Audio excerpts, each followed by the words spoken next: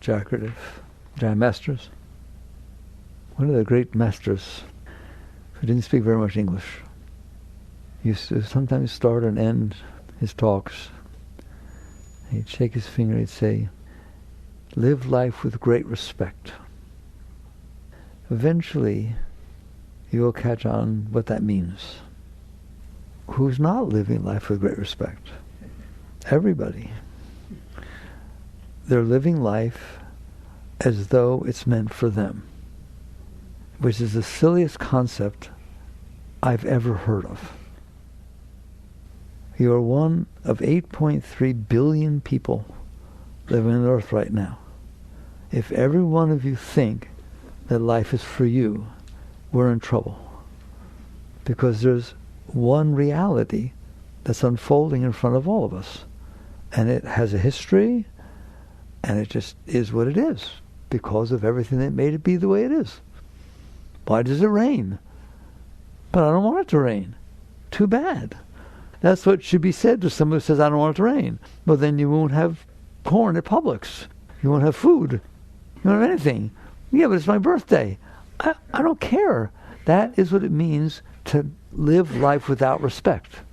You have no respect for reality. You only care about yourself. I'm not picking on you, but is it true or not? Have you ever said it? I don't like that he did that.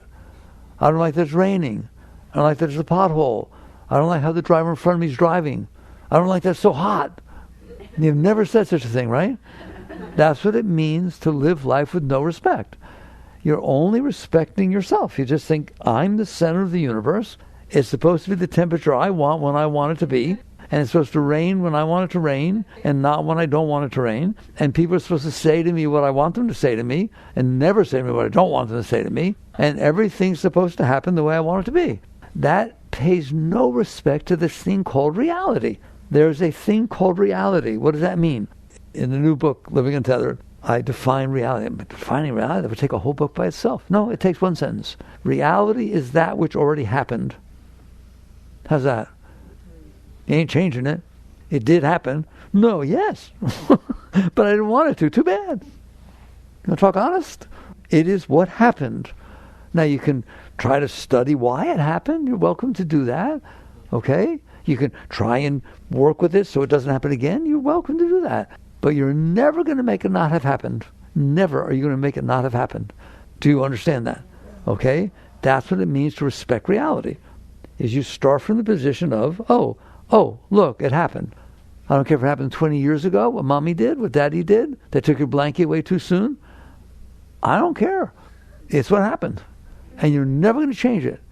So to screw yourself up because of something that isn't happening anymore, already happened, and you will never ever make it not happen, is about the silliest thing I've ever heard of my entire life. Why you would spend your life doing that, I have no idea. Does that make sense? That is living without respect, a respect of reality. Now you know what I mean? Respect of reality. Just think of it that way. It already happened. What are you going to do with it? Hate it? Wish it didn't happen? Screw myself up because it happened? Not like people because that happened in the past? That's what we do. That is called living life without respect.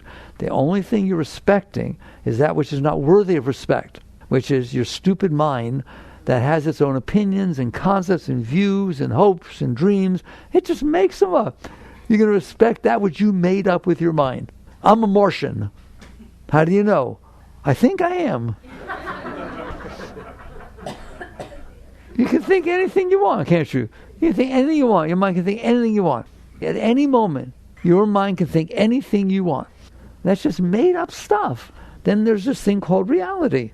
And part of reality is what already happened. And I don't care if it happened 20 years ago or it happened 1 second ago. If it happened 1 second ago, you're not going to change it. This is what it means to live life with great respect. You respect the reality that took place. Why? What if I don't like it? I'm going to be tough with you today. That's too bad. That's not going to change it. I didn't like it. I didn't like how my ex-husband treated me. I'm never going to get married again. Fine. I'm never going to talk to anybody named Ben. His name was Ben. I've had enough Bens for my entire life. Good, have fun, because you won't. Will you? That is the essence of spirituality right there. In Zen, I told you what they say, a Zen master would have you here. He'd sit here and say, all right, you spent all this time, you drove here from all over the world, you flew here. Here's your talk from a Zen master. Flowers are red, grass is green, water's blue. Go home. Don't kid yourself. That's how they teach. Right? It's like things are what they are. They are not what you want them to be. Guess what? If you ask, why can't it be the way I want it to be? I'm going to give you an honest answer. Because it's not supposed to be. What do you mean? Everybody has a way they want it to be. How can it be all of that? That's why wars are there. That's why people don't get along. Because everybody has different concepts of how they want it to be. Do you understand? Does it make sense? So if you want to live a great life, you live a life that if everybody lived that, there'd be peace. There'd be love. There'd be harmony. There'd be a beautiful, imagine all the people living life, John Lennon can come back and sing to us. But the truth of the matter is that that's not what's happening. And so living life with respect is to first start to say, I have no right not to respect reality. I don't care. I don't care what it was. I don't care what it is. If it happened, it happened. I have to start by accepting reality. That's respect. Now, what I do about that, once I've reached that point, it's not what you think it is. Just because you respect that this happened, doesn't mean you don't deal with it. You're here to dance with life. You're here to participate with it. But if you don't accept gravity, you won't learn to fly. It's only by accepting that there's gravity that you can study it, but you have to accept it, don't you? The aerodynamics person accepts that there's gravity.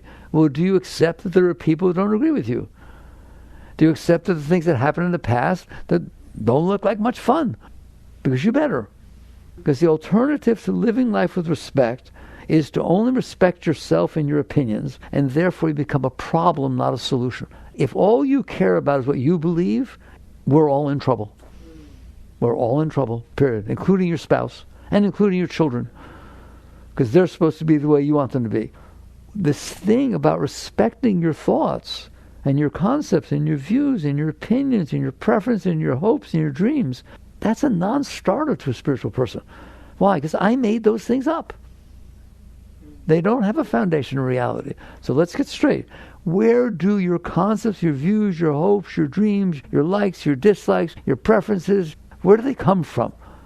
Because they didn't come from reality, did they?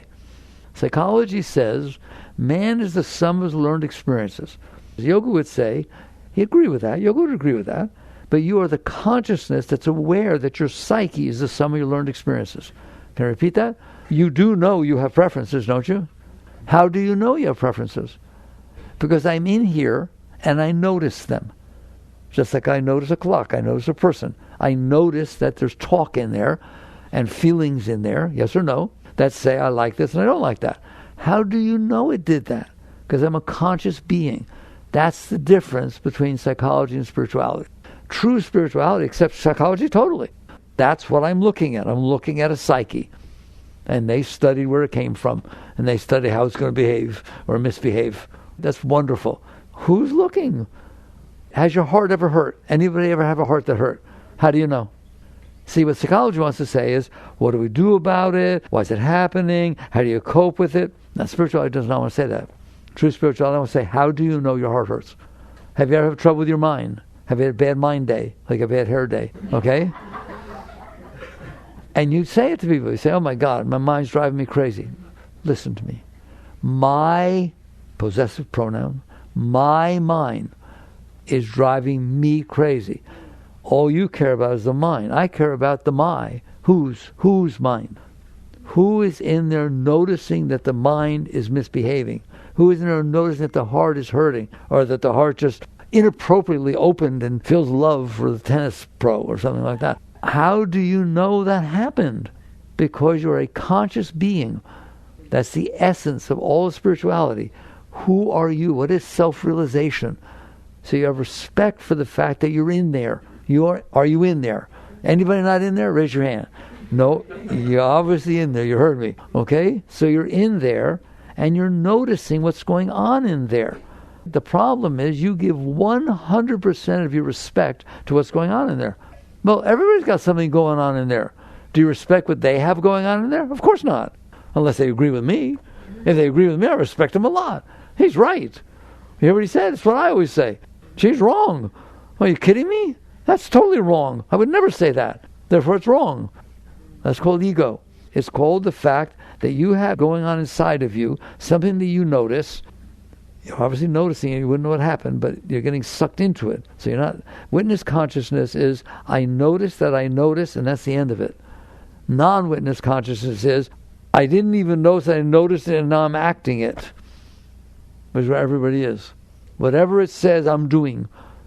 I'm conscious, although I don't know what's happening. But I'm not centered in my center of consciousness, in my seat of consciousness. I'm being sucked into what I'm looking at. I can't handle what I'm looking at, so I try to do something about it. How do I say it that way? I can't handle what my heart is doing, so I try to do something about it outside. Either I can't handle it because it's so open I can't live without it, or I can't handle it because it hurts like hell and I can't live with it. Either way, you can't live with it. Do you understand that? So that's consciousness that's not evolved enough. Sorry, I'm not insulting you. It is a center of consciousness not evolved enough to handle what it's looking at. What if you take somebody to go to an art show and they start freaking out because there's a bowl that's not shaped the way they want? I didn't expect it to be shaped that way. I wanted to... What would you do? You'd call the psychiatrist. There's something wrong with somebody that can't handle reality, isn't there? Except in our world, if they can't handle it that bad, that they can't see something and they freak out over everything, we try to help them, right? But they can't handle it pretty much, we're normal. Do you understand that? You can't handle a thing. How many of you ever had trouble with the driver in front of you? How many of you ever talked to the driver in front of you? They don't hear you. It's a meaningless thing you're doing, but you can't handle. Nice blinker, buddy. It's how many of you have trouble with the weather? How many of you think that sometimes it's too hot? Okay? You can't handle reality, but nor can anybody else. So therefore it's considered normal. A great master, which is very rare, right, not only handles reality, but interacts with it with great respect. This, how do we get there? Okay? I'm going to talk about why it is the way it is. But something I have found very helpful, and I've been trying to share it with you all. You're welcome to use it. I use it all the time. So how do you handle reality with great respect? There's a picture you can find on the web, there's plenty of them, of a star, beautiful, glowing star, with a planet transiting it. It's not our planet, we can't get that picture, but we can take pictures of other stars with planets around them.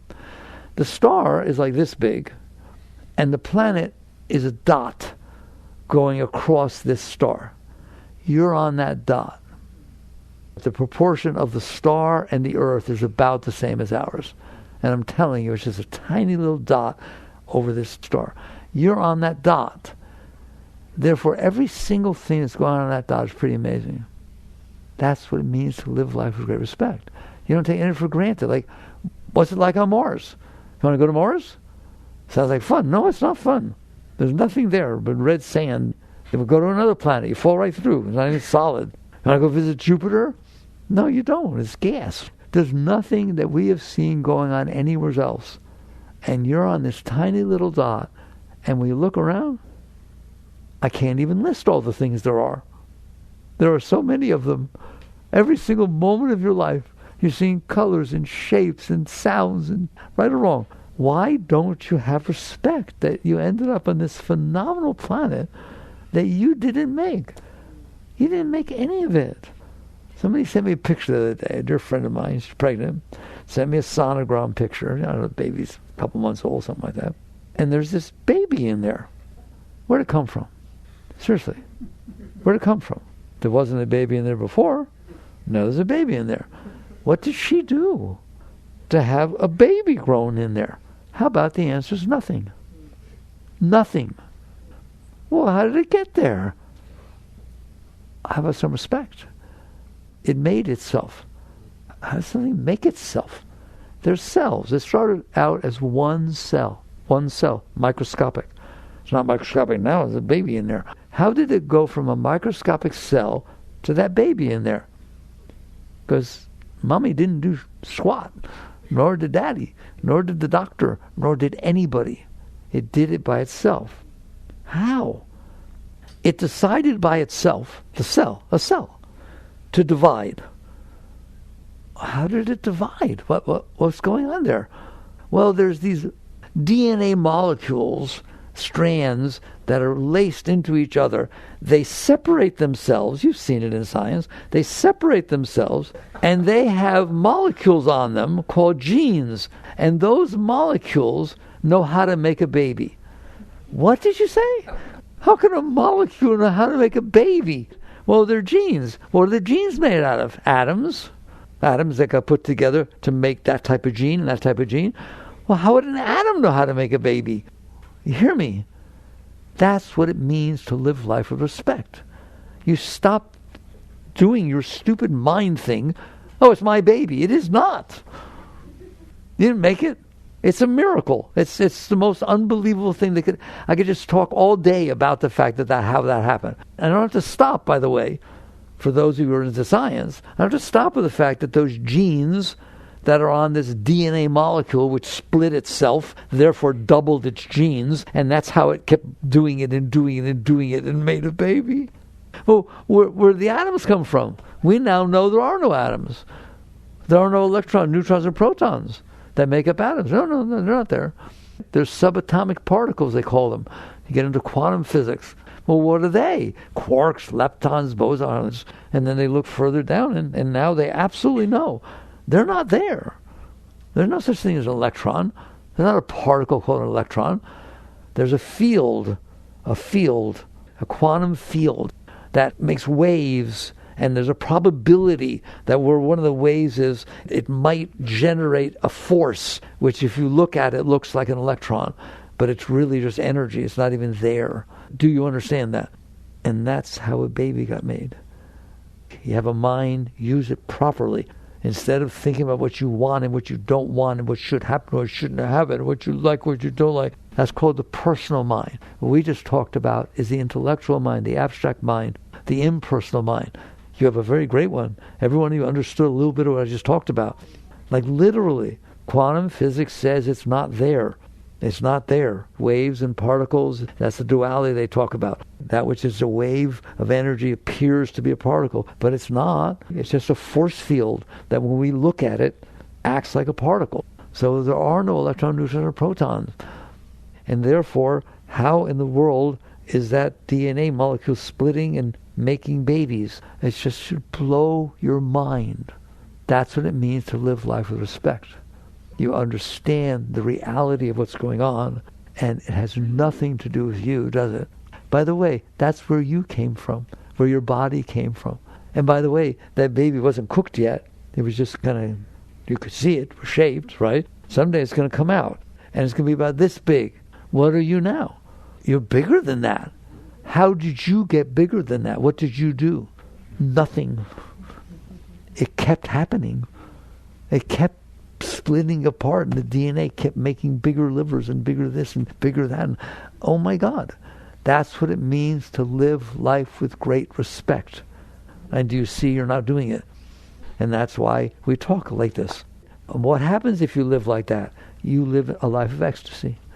You live a life of grace. You live a life of awe. You live a life of, here's a person standing in front of you. How do you get there? How did that thing get made? We just told you, out of nothing. It took carrots and peas. How does that happen? I'm daring you to respect life enough to look at it. It happens because those DNA molecules are chemists, and they know how to break apart the molecules and turn them into livers and eyeballs and pancreases and pineal glands, which you don't even know where they are. Holy mackerel! How does it make you feel that you live in a world like that does that? It's unbelievable. And so what it teaches you to do is stop focusing on your preferences and start looking at reality. And that's what it means to live life with respect. Is you stop disrespecting everything by saying, I'm the doer and it should be the way I want. That's hilarious, right? What did you do with that baby? And what did you do to get your body to grow the way it is? Right? We'll talk about why your mind thinks the way it does. I always focus on that. We will get there. But I want to talk about what it means to live life with great respect. Are you capable of living life with the level of respect I just talked about? Of course you are. You understood what I said. Your mind's capable of understanding these things. Like I said, the other way to go is, and this is very important, I do it all the time. I don't have to. My mind, very nice, it does it all by itself, right? So here you have this sun, this star. It's not a sun, it's a star. The burning fire, burning in the sky. And this little planet's going about it. I told you, 1.3 million Earths fit inside the sun. That's a number you want to know. Why? Holy mackerel. My whole planet is 1.3 millionth of a star that's sitting out there. It's meaningless. But you think you're the most important thing. You're nothing. An ant's equally important to you, sitting in this super little planet spinning around. But you won't think like this. Why? Because you're so caught in thinking about yourself. You're so caught in thinking about what I want, what I don't want, what I'm supposed to be doing, what is she supposed to be doing, and why did she do that? What am I going to do about the fact that she did that? I can't believe she did that. You're just lost in what we call the personal mind. And it's pretty strong, isn't it? It's kind of hard to get out of there. But wouldn't it be nice to live in reality and just be blown away by everything? I told you, if you're standing in front of somebody, the very fact that they're standing there is pretty unbelievable, okay? And by the way, there's 8.3 million people on the planet Earth. This is the one who's standing in front of you. That's pretty special, right? But he's swearing at you. He's yelling at you. He's accusing you of something you didn't even do. You don't even know. He's got the wrong person. And he's sitting there dumping all this energy on you. Okay? Well, how do I have respect for that? Well, let me ask you a question. Frogs make sounds. Animals make sounds, right? Well, he's making a sound. The vocal cords make sounds. They make sounds, right? And those sounds are coming out of this person's mouth. That's pretty amazing. And what's even more amazing is they're coming in through your ears as sounds. They're sounds. If you're in China and they're making those sounds, those are sounds. You don't understand the language. It's sounds coming out of the mouth. There's lots of languages around here on the planet Earth. They don't bother you one iota. He just cussed you out. He told you your mother wears Barney boots. Doesn't make any difference, does it? They're sounds. So not only are you standing there, this person's standing there, they're making sounds. That's pretty amazing. That doesn't happen on Mars. I don't know who else, right? But you have ears that pick up the sounds, eardrums, and all that stuff, pass them back, right? And they make the sounds inside of your mind. And you were given a mind, and you did not do one single thing to get it. That somehow when it comes in there, your mind interprets it and tells you what he's saying, if it's a language the mind understands. That's about as amazing as the baby making inside of itself. Where did you get that mind? Where did you get your mind that understands words, that can think? I don't want to hear an answer. I just want you to understand you don't have the answer, and you didn't do it. Let's say you're really smart. Let's say you're really smart. You're really good at math. You didn't do that. You didn't do that. This is what it means to live life with great respect. You stop thinking about me, mine, I, me, mine, what I want, what I don't want, and you start realizing, wow, this is amazing, isn't it? It's just amazing. How many of you have ever eaten? How many of you ever had food and ate it?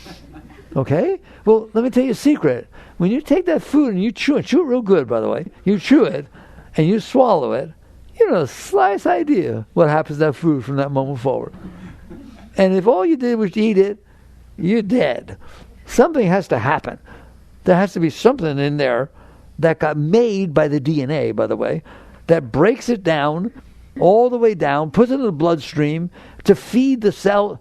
You don't do anything, but you think you're the center of the whole of your life.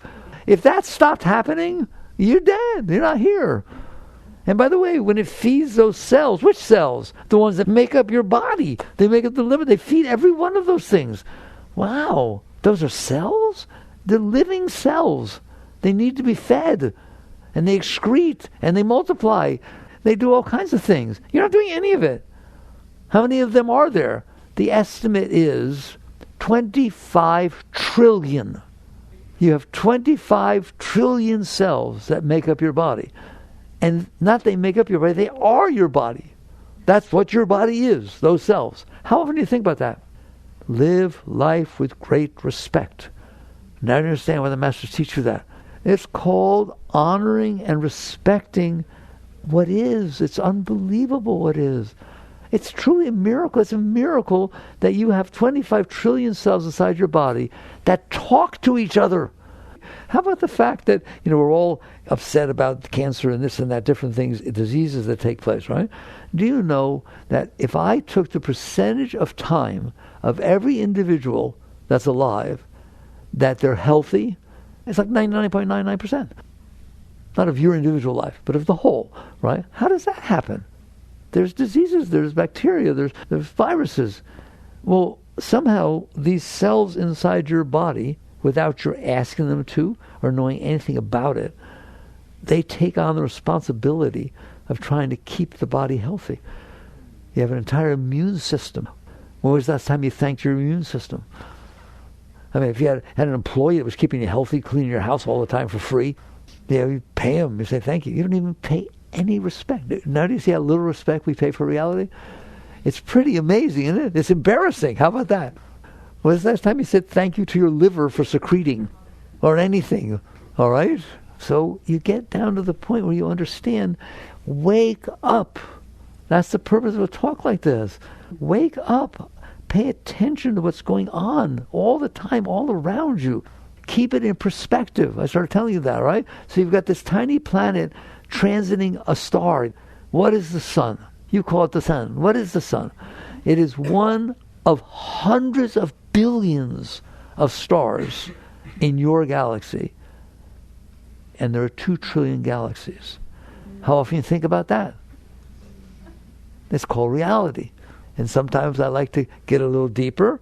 So here you are, you're 93 million miles from your sun. That's pretty far. How far is your sun from the next star?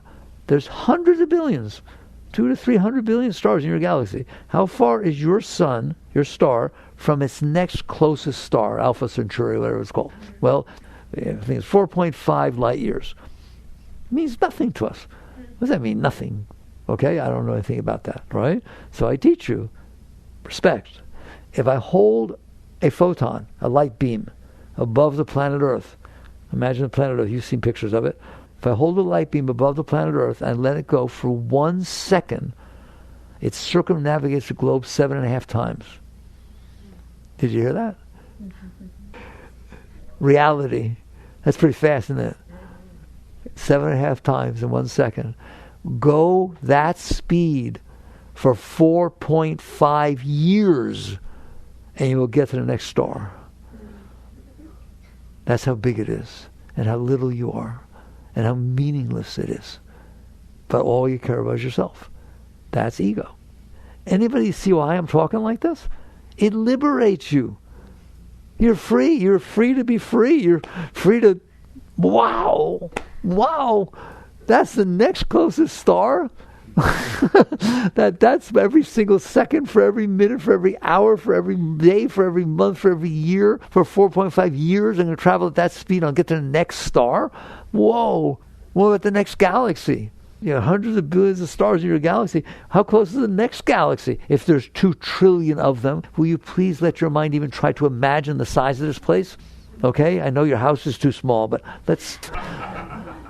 The next galaxy is 2.3 million light years away. Travel that speed for 2.3 million years. You'll get to the next out of 2 trillion galaxies. It should blow your mind. It should make it look ridiculous what you're thinking all day. Okay, so how did it get as messed up as it is? If it's so beautiful and so awesome, and you're not even doing any, what do you do to keep the galaxies in orbit? What do you do to keep the sun shining? How come the ground holds your body? What are you doing to make solid? You do understand. We'll do quantum physics right now, because the ground is made of atoms, and outside every single atom there's electrons. That's what spins outside the atoms, are electrons, and they're all negatively charged. Well, your feet are made of the same thing, and they're negatively charged. Whenever you try to take 2 negative magnets, ends up a magnet, push them together. Ever done it? That's why you don't fall through the floor. Period. You don't fall through the floor because negatives repel each other, and that's why you don't fall through the floor. Well, okay, but if I push hard enough, because the bonds of the floor are stronger than the bonds of your foot. Okay, So how did it end up the way it is? That we're so messed up, and we are. We're so screwed up that some of you don't understand why I'm having this talk. How's he going to put food on the table? How's he going to take care of my baby? How's he going to get me a better job? How's he going to make my wife stop being so mean? That's all you think about. What's it got to do with anything? Because it's everything. Because it's the truth. And if you were to let your mind think like this, you'd probably get along with your wife much better. Because it'd be unbelievable that she's so mean. Look at that. Isn't that neat? How'd she get that way? Wow. You'd have fun with your life. That's meant to be. It's an unbelievable journey you're on. God, that's so much I want to teach you. I know I've talked about it before, but do you understand that throughout your life, you're experiencing moments that unfold in front of you? You're not experiencing moments that aren't unfolding in front of you. Well, what's the ratio, the percentage of the moments that are unfolding in front of you versus the moments that aren't unfolding in front of you? It's not even funny, is it? Therefore, you know nothing. If you're the sum of your learned experiences, you've missed everything. Every single moment you experience something, it's statistically insignificant, what you experienced. But to you, it's the whole world. Something wrong with that, isn't it? Okay? So you're collecting these moments, but I'm not talking about the moment that's unfolding in front of you. Do you know that no one has ever experienced the moment you experienced? They could be a different angle, they're different light, but look, the moment you're having right now, no one has ever had. No one else is having it right now, are they? No one had it before, it never happened before. No one will ever have it. Oh my God. You're that special that you're getting a private showing? Every single one of you is getting a private showing of life. The problem is that this is what happens and why it got so screwed up. First of all, you should say thank you to that. Hey, hi, moment. You know what that moment is? Yours. You want to be special? You're the only one that experienced that moment. You're the only one that experienced that guy yelling at you. Wow, it's pretty far out. It's not happening anywhere else. It's just mine. All right, why is it not that way? Because we talked so far about matter. We talked about suns and bodies and things and everything like that, right? But the consciousness that is aware of your psyche and receives your eyesight and receives your ear, there's a user in there, an end user, you. Okay? Where did it come from? It didn't come from the quantum field. It didn't come from, it's not made of atoms. Consciousness is an essence within its own being. It is an essence of itself, and it is the highest essence. If everything else went away, you would know it went away. It is who you are. It is your soul. It's the essence of your being. It's the most important thing. If everything was the way it was and nothing was conscious of it, it might as well not be. Mary Baba used to say, the whole world is zeros. The whole universe is zeros. Take the number 1 and put it to the left of those zeros. The number so big, that's consciousness. Is that one number 1 gave meaning to everything. So consciousness is everything. Well, when you're born, don't ask me when you're born, your consciousness, your awareness of being drops into that body. And it stays there till the body dies. It existed before, it exists after, it is everything. It's the beginning and end of everything. All right? It's consciousness. Fine. So we drop in the body. Why? Because, I can't do it without telling you the whole thing. Consciousness is a singular thing. It's consciousness. Just like an ocean is an ocean. The drops of water are part of the ocean. They're ocean. It's a whole. It's non-dual. That's why I use the words non-dual. Consciousness is consciousness. Every single one of your consciousnesses that is looking at the diversity of your psyche is the exact same consciousness, but it's staring at something different. It's identifying with what it's looking at. The great masters that meditated deep enough, went far enough back, merged with the universal consciousness, merged with the one consciousness. That's why they're masters. That's what enlightened being is. Yogananda in Autobiography of Yogi, there's a chapter called Experiencing Cosmic Consciousness. And this guru touched him, passed some Shakti, whatever it is, and he left. And he said, instantly his body became the universe. He was expanding at the speed of light in all directions, and every galaxy was inside of him, and that's where the masters went. Okay? Because your consciousness is that consciousness. But why don't I know that? Because you're staring at what you're looking at. You got lost, like a drug addict is not really a drug addict. There's somebody that got caught up in the fact that these drugs are very important to them, and they get overwhelmed by it. Well, you're overwhelmed by your psyche. I use the word distracted. You're distracted by what your mind has to say. Have you noticed that? You're distracted by what your heart feels. How distracted? 100%. You are totally distracted, right or wrong. All the heart has to do is shift. Well, you're distracted. So you can't maintain your seat of consciousness. You're still conscious, so you wouldn't know what's going on. But you're not conscious of being conscious. That's what witness consciousness means. You're conscious of being conscious. I'm here, and I see the heart hurting, but it doesn't pull me into it. I'm here, and I see the mosquito, but I'm not freaking out.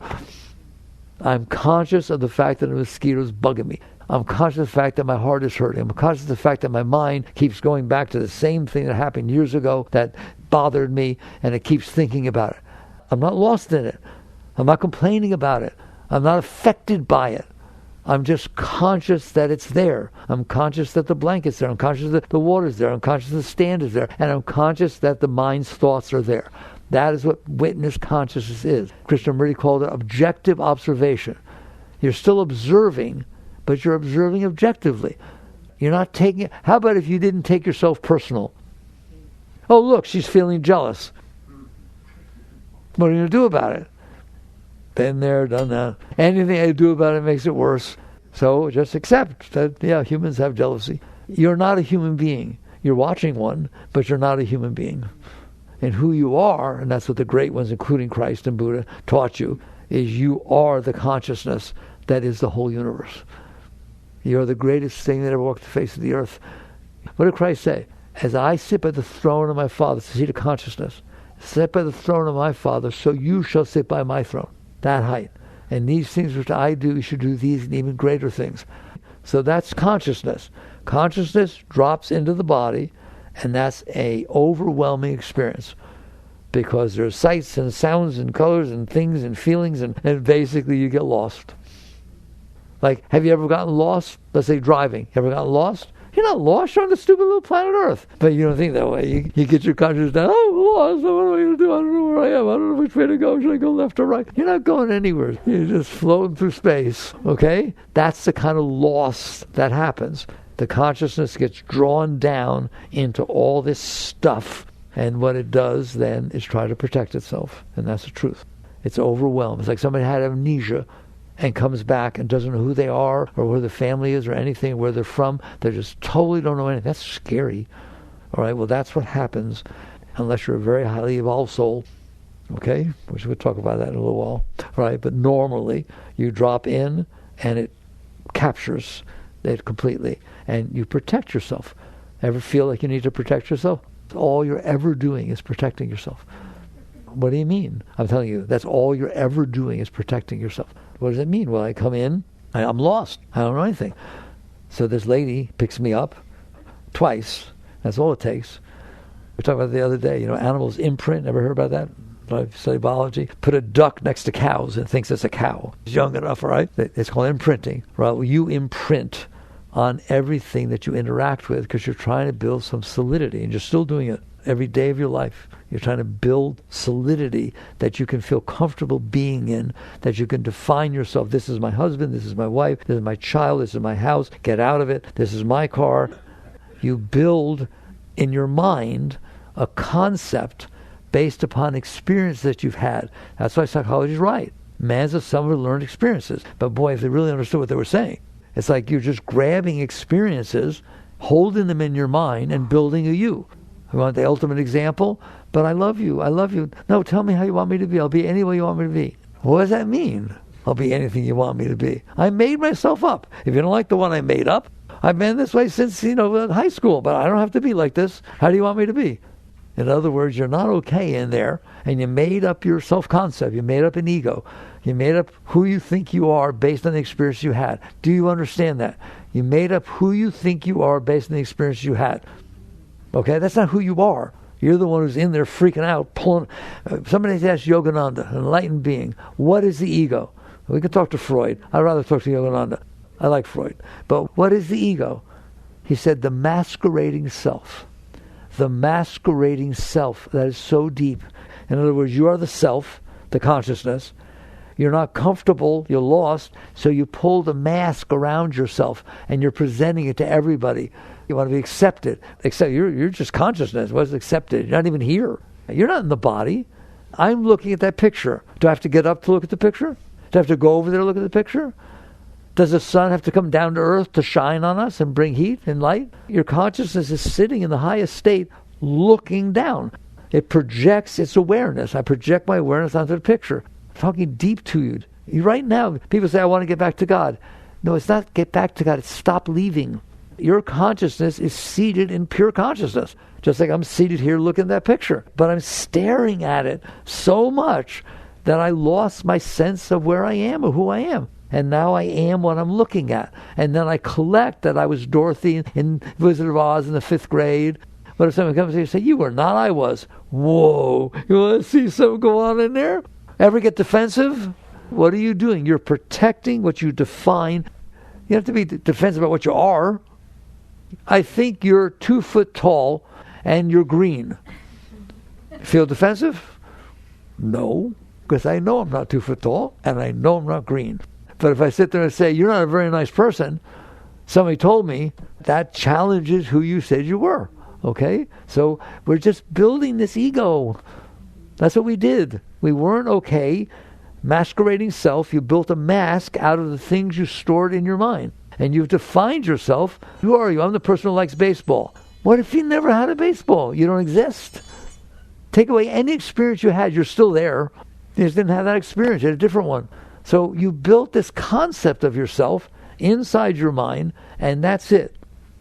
That's why now, back behind it all, you're scared to death, and you know you are. You try to hold everything together. That's why there's so much stress and so much anxiety. Aren't you trying to hold it together? Or you don't even like how it is. You're not trying to hold it together. You're trying to find something that you can hold together. A relationship or a job or a house or something or a career. You're trying to define yourself and then prove that you're that. And it's a lot of anxiety and stress, isn't it? Because you kind of notice that the world doesn't behave. Bad world. Bad moment unfolding in front of me. You are not supposed to do that. Yeah, it is. And so you catch on that that's what's going on. Is you're in there struggling to hold together this mass that you built. And you do it every day of your life. And you try to make people be the way you want them to be, don't you? You're taught that. That's what it means to be lost in your ego. That's what it means to be staring so much at your personal self that this other stuff we just talked about, which I'd much rather talk about, doesn't even enter your mind all day. All that enters your mind all day is what I need to do and how do I get it and how do I stay away from it, how do I make sure it doesn't happen again and how to make sure it does happen again. You get lost in the personal self. And there's nothing thinking about 25 trillion cells making up your body. Or the fact that the closest star is 4.5 light years away. We don't think about that. We should. That's what it means to live life with great respect. That was the whole purpose of this talk. You see the difference? Only thing you're respecting is you. You're respecting what you're staring at. And you mean it. And they teach you to do that. How to attract to yourself what you want. I'm speechless. Why do you want what you want? Well, because I'm messed up.